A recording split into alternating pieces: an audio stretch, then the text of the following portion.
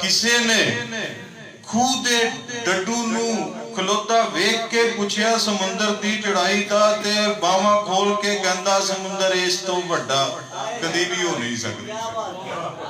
किसी ने खूह दे डड्डू नू खलोता वेख के पुछया समुंदर दी चढ़ाई दा ते बावां खोल के कहंदा समुंदर इस तो वड्डा कदी भी हो नहीं सकदा। समुंदर खूह तो निक्का है, समंदर खूह दे पानी दा हलारा वेख नहीं सकदा।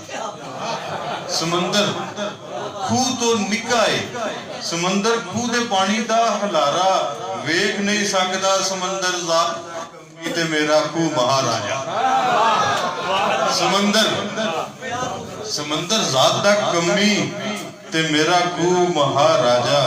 कई वारी ये लगत है कि मैं भी खूह दा डड्डू।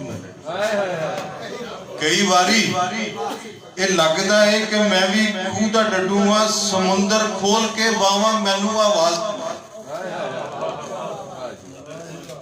समंदर खोल के बावां मैनू आवाज देंदा है। मैं खुले पानियां तो फेर के मुंह। समंदर खोल के बावां मैनू आवाज देंदा है। मैं खुले पानियां तो फेर के मुंह। खूह च लुक जाना ते खूह दे नाल मुक जाना। बहुत शुक्रिया। आखिरी नज़म सोमा दी इजाजत जी।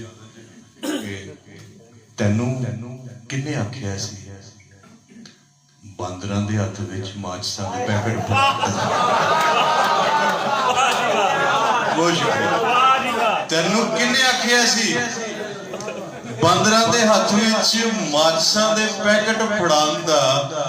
अग लग गई है ते रौला किहड़ी गल दा है। हुण तेरा बांदरां दे बस क्यों नहीं चलदा।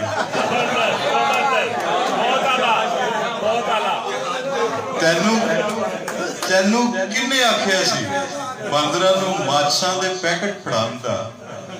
अग लग गई है ते रौला किहड़ी गल दा है। हुण तेरा बांदरां ते वस क्यों नहीं चलदा।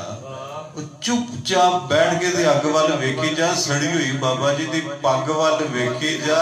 लई जा स्वाद बह के अपने प्लान दा।